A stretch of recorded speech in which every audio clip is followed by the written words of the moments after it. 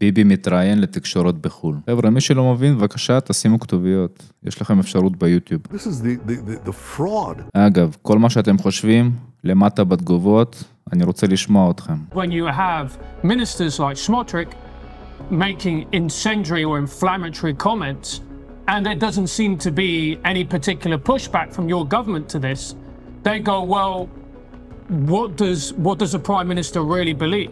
Prime Minister, forgive me, but these aren't parliamentarians. These are people who are part of your government. He said that the UK would recognise a Palestinian state. What is your response to that? It's just downright dangerous because you're really rewarding these monstrous terrorists with the greatest prize, and that's because of weakness. You should ask your Starmer. Here's a suggestion. Ask him, okay? What do these protesters say about Britain? I know what they say about Israel. Israel has to be destroyed from the river to the sea. Well, Britain should go down. What do they say about the UK? And the same for the protesters in the US. They burn Israeli flags, they burn American flags. We have nowhere to flee. We're in our ancestral homeland, and we're not going anywhere. So we fight them, but we're not fighting them only on our behalf. We're fighting them on your behalf too. Relax. This is not an ad. If you're not a fan of ads, but love trigonometry, join the thousands of trigger.uk. What we do on the show is try to speak the truth, find out what the truth is, push back when it's appropriate, and have an honest conversation. That's why you're here, and we really appreciate you taking the time to do that. We have obviously lots of questions for you, including many of the things that are being said about Israel here in the West that you probably don't agree with. Before we get to that, though, what I really want to ask you about is October the 7th, and you had a very strange and unique experience that very few human beings have ever had, which is being in charge of a country of 10 million people when it's attacked in this horrific way. Where were you? How did you find out what was going on? And what was your immediate reaction? What did you think? What did you feel? How did you act in those moments?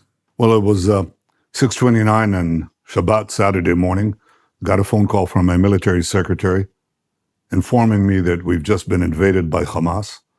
The first thing that I asked was, is it a full-scale invasion? He said, looks like it. And I said, can we get the Hamas leaders? But subsequently, I made my way to the military headquarters of Israel in Tel Aviv, called for a general call-up of our reserves, hundreds of thousands, and declared war. And then proceeded to focus on the mission of winning that war. And I can tell you that in these moments, you're really concerned with action. You're concerned with decisions. You're not, you don't wallow in the mire, as they say. You really think about what needs to be done now. And have you and the people of Israel had time to grieve what happened, to process what happened to thousands of your people? To grieve, yes. To fully absorb this savagery, I think, is more difficult because you seldom encounter such bestial behavior. In fact, I don't think you encounter it among beasts. I mean, the deliberate raping and murder of women, the beheading of men, the burning of babies in front of their children, the kidnapping of innocent people, grandmothers, Holocaust survivors, their grandchildren. It is savagery on a scale that we haven't seen since the Holocaust. And I think that it affirmed to me that we're fighting a battle against barbarism, the battle of civilization against barbarism. And there isn't a symmetry between the two. Today, in this world of relativism, yes, of course, everybody is the same. No, we're not. We're not the same. We don't prosecute wars that way. We don't engage in such horrors. We don't deliberately mutilate human beings. This is not what distinguishes our actions, but it distinguishes theirs, and they do it with a fiendish glee. They come with GoPro cameras. This is savagery on a scale that is hard to absorb. But I'll tell you what it taught me. It said to me that we're not merely fighting the battle for our survival. We're fighting the battle for civilization against barbarism. And that was true in the beginning of the war, and it's still true today, even though some in the West refuse to acknowledge it. And it's a strange question, perhaps, but does every man or woman who sits in your chair expect to get that phone call at some point? Well, they should be ready for it.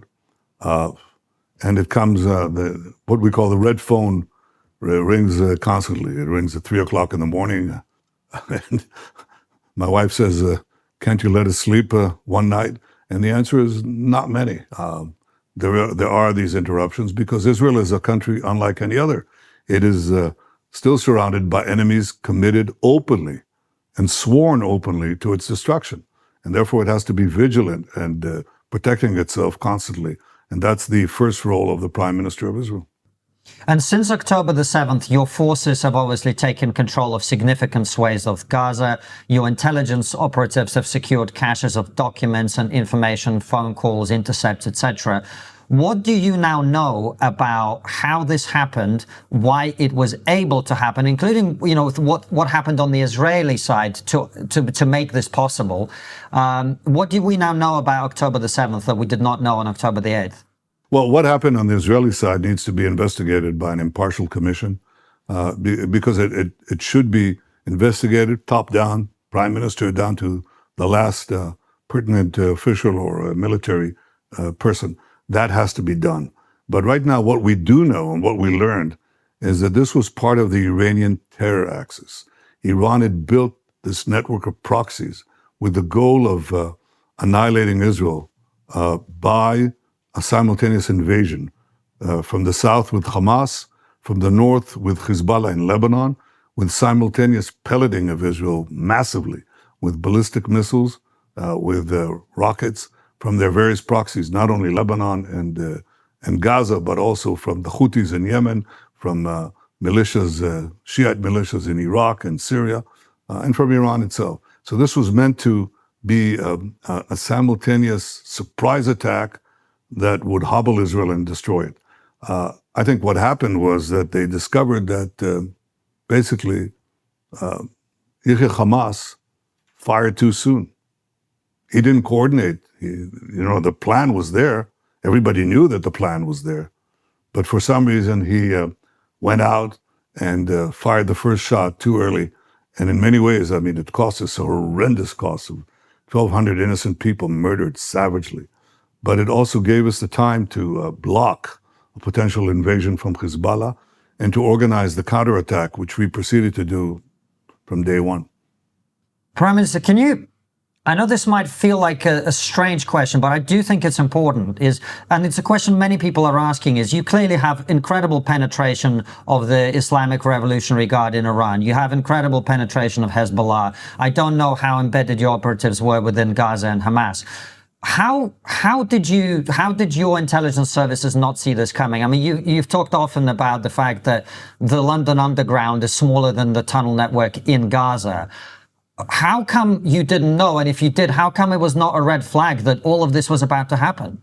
Well, all of that, I think, will be answered by this impartial investigation. But I think part of it was a mindset that said that Hamas is deterred and Hamas is not going to do it. And that's a very big part of it. But on day 2 of the war, I said when Hezbollah joined after day 1, they joined day 2. And I said, we will change the face of the Middle East. Because for me, it was very clear that we were not only fighting Hamas, but we were fighting Iran with its various proxies, this noose of death that they wanted to strangle us with. And I think that that's the larger understanding that everybody has today. I don't think many people believed me at the time, but it was obvious to me that it's not enough to hit very hard, hit Hamas and hobble Hezbollah, but that we'd have to deal also with their sponsors and the larger axis that made this possible. So I think those lessons have been learned, certainly by Israel, and by acting against Iran's terror axis, which is meant to ultimately to conquer the West. That's what these people think. That's what they believe in. It's irrational. You say, do you believe that? Can you believe that people would actually think we'd deliver death to America and we'd destroy Europe? No, they couldn't possibly mean that. Well, what do you think? Do you think they mean it or not? Well, they keep chanting it, so I'm tempted to believe them, yes. So when you believe them, exactly the point. When you believe them, then since I believed it, I think that what we had to do was ultimately take on Iran itself. And of course, on day 2, after you suffered the worst attack on Jews since the Holocaust, it may seem, a ridiculous goal, an imaginary goal. No, it wasn't. It was very clear.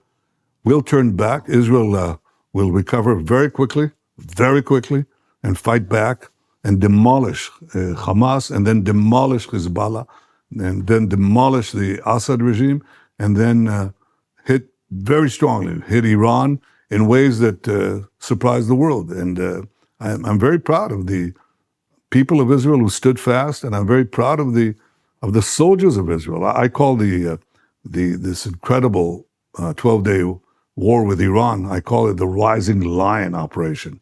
And I did that because in the Bible it says that the people of Israel will rise like lions. And that's exactly what our soldiers did.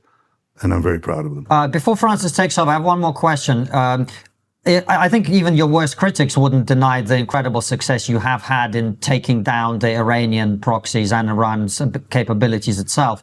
But one of the things that we have heard here in the West, and I wanted to get your perspective on it, is that in the run-up to what happened on October 7th, for many, many years, the Israeli government was allowing Qatar to pump money into Hamas and using that, in effect, to strengthen Hamas against the Palestinian Authority to prevent a united Palestinian state. What do you say to those claims? Well, I think it's hogwash. I mean, we're stuck with Hamas. I was actually against leaving Gaza and resigned from the government when it did so, when it decided to tear out the settlements, because I said this will be overtaken by Hamas, and Hamas will use it as a platform, will use Gaza, a de facto Palestinian state in Gaza, to pellet us with missiles and rockets, the surrounding cities. This was poo-pooed by the government at the time. I thought it was insane. But once they gave up Gaza, that's exactly what happened. Hamas took it over and turned it into a terror bastion. And the question was, what do you do with it? Well, there were various theories. One of it was that you have to aid the civilian population in such a way that you don't have diseases. So you've got to take care of the sewage, you've got to take care of electricity, you've got to make sure there's no famine there. And that was the policy that advocated giving money, which was partial money, by the way. Of all the money, the billions that went into Gaza, this was a fraction, and it was monitored. So it didn't really make the difference. And it also, what did they do with the billions that they got, not from Qatar? The billions that they got, they built a terror city underneath, terror tunnels. Have you been to Gaza? Have you seen it? No. You're both welcome to come, and I'll make sure that you have a chance to see it. But you got to see the unseen underground city that they did. So they built tunnels with the vast aid that they got from elsewhere. I didn't believe that Hamas was going to make peace with us. I thought Hamas had to be constantly cut back. I myself, of the 4 military operations that we had since the rise of Hamas, since its takeover of Gaza, I led 3 operations to cut them down, not to accommodate them, killed some of their senior leaders. But there was a question whether we had the consensus, both national and international, to go into Gaza and wipe them out. And the answer was, we didn't have it. After October 7th, that changed. We had that consensus, at least for a while, until the Western leaders buckled. But that doesn't change our understanding that we have to get rid of Hamas. Did you know about the terror tunnels before October the 7th? Were you aware that they were building them? Yes, of course. We knew. We didn't know the full extent because it's underground and there are limited ways. I think Israel has very good intelligence, but intelligence is collection, and that is always limited. And then you have to have your assessments. That is also limited. Yes, did we know about underground tunnels? Of course, yeah, we knew it. Prime Minister, you've just used the words, the Western leaders buckled, and I'm assuming what you're referring to is Keir Starmer's statement on the 25th of July, where he said that the UK would recognise a Palestinian state. What is your response to that? And do you think that is just going to essentially encourage Hamas to continue their resistance? Yeah, of course it does. I mean, look, they commit the greatest savagery against Jews since the Holocaust. And the Prime Minister of Britain says, we'll reward you with a de facto state, which is what? Which is committed openly to repeating the October 7th massacre over and over and over again. And they say, well, no, look, we recognize Israel's right to defend itself. You know, they always add that. You hear that, right? Mm-hmm. Yeah, of course. Yeah, of okay. Course. Well, they recognize Israel's right to defend itself as long as Israel doesn't exercise that right. So now let's imagine what would be the response of Britain if, well, in your case, about 15,000 people or 10,000 people would be butchered in one day, and you'd have, I don't know, 2,500 hostages taken. You know, would you say, oh, well, we should give our attackers a state right next to London? Of course not. And what would the Americans say if you had 50,000 Americans butchered, okay, and thousands of Americans taken hostage? Obviously, they'd say, no, we're not going to give them a state, sort of not in New Jersey, but right in Manhattan, you know. That's ridiculous. So what the standard that is being applied is not merely wrong, it's just downright dangerous, because you're really rewarding these monstrous terrorists with the greatest prize, and that's because of weakness. It's weakness. It's weakness in the face of distorted media, of packed social networks, packed with bots, B-O-U-G-H-T, B-O-T-S, bots. But it's also these radical minorities which are protesting there. And by the way, you should ask your starman. Here's a suggestion. Ask him, okay? What do these protesters say about Britain? I know what they say about Israel. Israel has to be destroyed from the river to the sea, you know. You'd think this is a massive continent. It's all of 30, 40 miles, okay? Mm-hmm. But what do they say about Britain? Well, Britain should go down. What do they say about the UK? And the same for the protesters in the US. They burn Israeli flags, they burn American flags, and they burn the UK flag. So they're basically a hostile minority supporting monstrosities. And I think that it's shameful the way that the Western leaders in Britain, in France, in Canada, in New Zealand, the way they buckle under. They don't have, Europe has gone through the destruction of the Jews. 80 years later, that's what they have to say.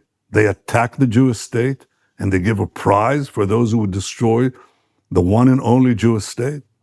Shameful. But, Prime Minister, they would say that the amount of casualties that have now been inflicted upon the Palestinian people, the suffering that the Palestinian civilians are going through, that Israel has achieved practically all of its aims. And if Israel continues to perpetuate this war, what it's going to do is it's going to radicalize the population even more so. The more population gets radicalized, the more that joins Hamas. So essentially what Israel will be trapped in is a forever war. What do you say to that argument? I think the forever war is the opposite. I think if we leave them there and they're committed to our destruction, then you'll have a forever war. But what is happening on the ground is actually the opposite. What is happening on the ground is we now have Gazans who are fighting Hamas because they see now in the closing phase of this war, after we had to go through these 7 fronts against all the proxies and Iran itself, and now we're circling back to finish off Hamas and demolish its last stronghold in Gaza. They see hope. They say, don't let up. Gazans, they kill Hamas. They fight Hamas. They die fighting them. And they're saying, this is our final hope to free ourselves from this tyranny. You know, this tyranny that has caused them endless suffering and has not invested a penny of the billions that they received for the people of Gaza. So quite the opposite. It's free, we're fighting, you hear this slogan, free Gaza? I agree. Free Gaza from Hamas terror. Free Gaza from Hamas tyranny. Now, as far as Israel's performance on the battlefield, this is the fraud. It's not merely the starvation fraud. It's the genocide fraud. If we wanted to commit genocide, we would have done it in one afternoon. We have the capacity. But we don't do that. Look at the way the Allied forces fought in Fallujah, Look at the way they fought in Mosul. It took them 9 months against 3,000 terrorists. 9 months. 3,000 terrorists. We face 10 times the number of terrorists. And what do? We call up the Palestinian civilians and we say, leave the area. Millions millions of text messages, millions of individual phone calls. Please get out. And Hamas stands there and tries to prevent them by shooting them, killing them. So what do you think? Is that genocide? No, it isn't. You know it isn't. And yet Israel is being blamed. And of course, the ratio of combatants to non-combatants killed is about 1.5 to 1, which is probably, I think every civilian death is a tragedy. We do everything we can, as no army has done in history in such dense urban warfare, to prevent it. But Israel can't be, it's not merely that it can't be held to a higher standard. It's held to an impossible standard. I mean, look at the Allies in World War II. You know what they did when they went into Congo? Do you know, Constantine, do you know? What did they do? Tell me, what did they do? Did they call civilians to leave? Did they give them, caravans of food? Did anything like that happen? No. Well, let's be honest, and this is an argument I've made myself. At the end of World War II, we flattened Germany because they made us, because we had to destroy the military infrastructure, the transportation infrastructure to actually be able to win the war. But we live in a very different age now, don't we, Prime Minister, where all the atrocities of war are instantly available to everybody around the world on social media. And that is something you said in your own press conference last week when you said, when you were asked whether Israel is winning the PR war, you said we're definitely not. And that's putting it very mildly. So that's the challenge you face now, isn't it? Yes, but, I never thought of Winston Churchill as a war criminal, but I guess he would be held as such today. But, of course, it's not really towards the end of the war that you flatten Germany. When you cross when you cross the channel in Normandy, and you went into the cities, just bombed these cities, tank fire, artillery fire, air fire, without giving notice or anything like that. And you did it because you had to destroy the enemy. So you're right, it's a different era. That's why we are acting differently. And we're holding ourselves to the highest standard, and yet we're being condemned by those who know better and even saw their own troops in Afghanistan or in Iraq. Be that as it may, it's very hard to fight the deception, the lies, the starved children. The pictures of starved children who turn out to have cerebral palsy or other congenital diseases that leave them emaciated. And Israel is, of course, accused of starving children, pretty much the way that in the Middle Ages Jews were accused of killing Christian children for their blood. So, what do you do against the lie that circles the earth 10 times before the truth has a chance to emerge? You have to shorten the war as speedily as possible. And frankly, we also have to do something about the algorithms and the social networks. This is a big challenge. I don't want to dismiss it. But look, we Jews have been fighting and losing the propaganda war for about 2,500 years. Well, what's different now is that we're winning the ground war. We're forcing, what comes after the propaganda vilification is massacres, and what we're doing now, massacres that we were completely defenseless with. Right now, after the vilifications come the attacks, but we're winning those attacks. That's the change. And the faster we win, I think the faster the propaganda war will dissipate. There are critics of yours, Prime Minister, who will say, well, part of the reason that Israel is losing the propaganda war is when you have ministers like Smotrich making incendiary or inflammatory comments, and there doesn't seem to be any particular pushback from your government to this. They go, well, what does a Prime Minister really believe? Well, what I believe I say. In a parliamentary system, people are free to say. Sometimes they say things they don't quite mean. It happens all the time. It happens in any parliamentary system, as you know, and it happens in Britain too. But I think that on the whole, the government is united. Most of the people are united, not all. You have a very active fringe. Prime Minister, forgive me, but these aren't parliamentarians. These are people who are part of your government, and they remain part of your government after they say these things that to many people, even your friends, sound a little bit like ethnic cleansing is being discussed. Well, we're not discussing ethnic cleansing, and to the extent that we have these conversations around the cabinet, the security cabinet, that is actually not being discussed by these people. But they have disagreements with me. That's part of a parliamentary coalition, and they can leave. And in fact, some of them have left the government in the course of this war. They came back because they disagreed with my decisions on hostage negotiations, they left, or they voted against, or they did both, and that's common. And to describe this as anything but unique, this is a democracy. I think there too. Come on, understand. You know very well how that works in Britain and how it works elsewhere. I don't condone the idea of the ethnic cleansing. I don't seek to occupy Gaza and settle it. I think that our goal there is to make sure that we have a security belt, a security cordon, which we'll probably. But Prime Minister, may I just interrupt? When you have your finance minister making a speech and talking about occupying Gaza, and there doesn't seem to be any pushback within the government, people quite rightly, in my opinion, would say, well, surely aren't you condoning that type of rhetoric? No. And it's exacerbating Israel's PR problem. I disagree completely. When somebody says that, and I'm asked, is that your policy? And I say, no, it's not my policy. I don't intend to build settlements or communities in Gaza, and not Israeli ones. I want a non-Israeli civilian governance after that is committed to living in peace with us and doesn't condone terror, educate their children to terror, finance terror, or launch terror, which is what Hamas does, and frankly, what the Palestinian Authority would do too. So we're not going that route. But I don't want to build Israeli communities there, and I've said it openly. And they asked me, your Minister of Finance says this, and what do you say? Well, I say I disagree with him, and I say that he's entitled to say his things. That's not ethnic cleansing. It's a view. It's a legitimate view, which I happen to disagree with. But I can tell you that I think there too, the statements that nullify and challenge the various lies that are leveled at us, you just can't keep up with it. It's like a flood. I'm too busy winning the war, sometimes winning the actual war, to debunk every single lie that is put against us or against me. You're vilified, you're a war criminal, you're a demon, you're demonized all the time.